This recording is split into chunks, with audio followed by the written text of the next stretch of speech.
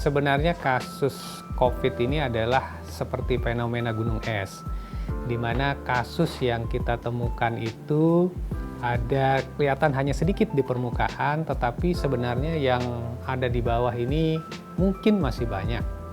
Nah, seperti kita di NTB ini sekarang bahwa kasusnya kelihatan agak meningkat, tapi sebenarnya ini adalah suatu hal yang bagus. Artinya bahwa pemerintah daerah kita sudah punya kemampuan untuk men-screening dan juga melakukan deteksi dan juga untuk mengkonfirmasi kasus-kasus COVID ini sehingga kita bisa tahu lebih banyak.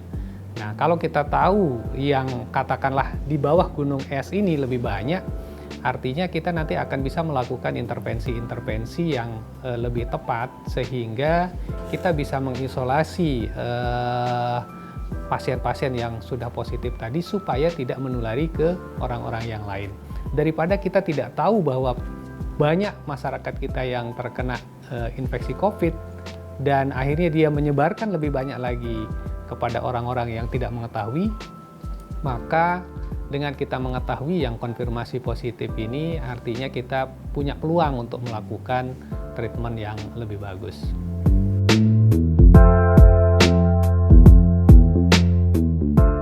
Kita sebenarnya sudah punya data bahwa banyak orang-orang yang rentan, yang berisiko kemungkinan besar terinfeksi oleh COVID ini.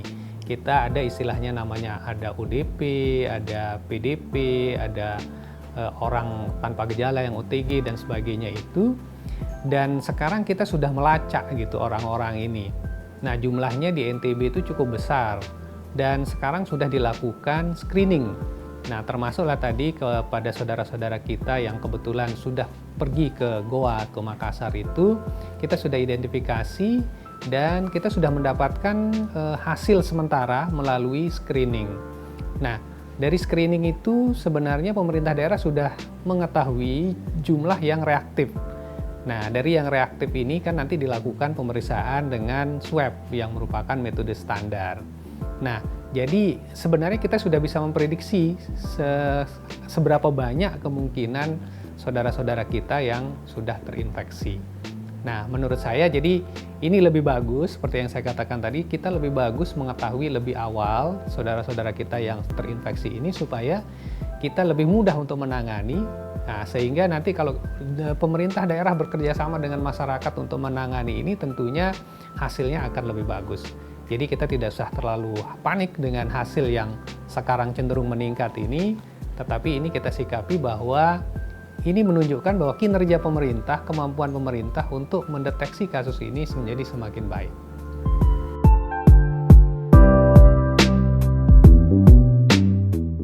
Ya, jadi kami dari UNRAM bersama tim ahli yang melakukan perkiraan atau penghitungan simulasi model penyakit menular COVID-19 ini dengan data-data jumlah pasien yang sudah terkonfirmasi positif sampai saat ini, jumlah pasien yang sembuh sampai saat ini, lalu kemudian jumlah yang meninggal sampai saat ini, dan juga kita sudah melihat data-data seberapa banyak yang menular dari satu orang ke orang lain.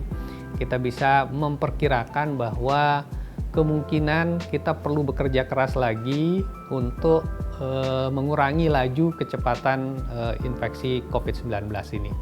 Berdasarkan hasil perhitungan tim dari FK UNRAM, kita mendapatkan kemungkinan puncaknya ini akan terjadi di bulan Agustus.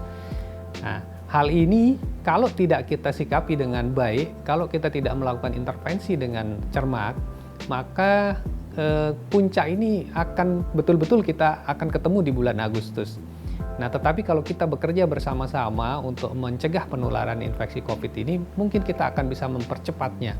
Katakanlah bisa 2 bulan misalnya, jadi mungkin pada saat Lebaran nanti kita sudah bebas dari infeksi virus ini kalau kita sama-sama mencegah penularan dari COVID-19 ini.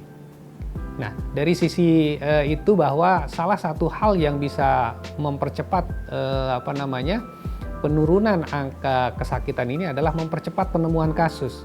Kalau kita menemukan kasus lebih awal, maka derajat sakitnya juga lebih rendah. Kalau derajat sakitnya rendah artinya sakit ringan yang menderita COVID ini. Nah, kalau yang sakit ringan tentunya penyembuhannya juga akan lebih cepat. Jadi kalau bisa lebih cepat dia sembuh, katakanlah sekarang kita menghitung rata-ratanya sekitar 2 mingguan, kalau bisa di bawah 1 minggu dia sembuh, maka akan sangat cepat sekali terjadi penurunan angka penyakit ini. Nah, oleh sebab itu, ini adalah satu hasil dari pemerintah juga. Ketika kita menemukan banyak kasus, ini juga menjadi hal positif yang katakanlah nanti bisa mempercepat pengurangan puncak dari penyakit ini.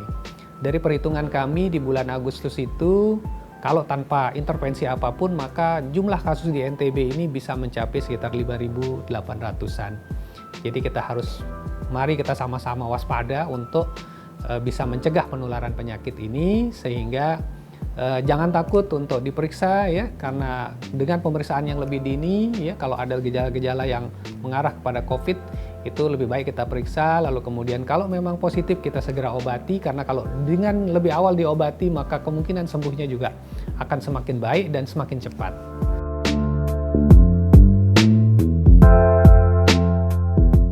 Tentu dalam hal ini pemerintah tidak akan bisa menangani penyakit ini hanya dari sisi pemerintah saja. Justru masyarakatlah yang menjadi garda terdepan untuk mencegah penularan penyakit ini. Jadi kalau masyarakat sukarela untuk melakukan social distancing, sukarela untuk melakukan physical distancing, sukarela untuk mengisolasi diri bagi yang OTG, PDP, ODP, ya, apalagi yang sudah terkonfirmasi positif, tentu ini akan sangat baik sekali. Sehingga harapan kita bahwa masyarakat juga harus bekerja sama dengan pemerintah untuk mencegah penularan penyakit ini dan mempercepat penghentian penularan penyakit COVID-19 ini.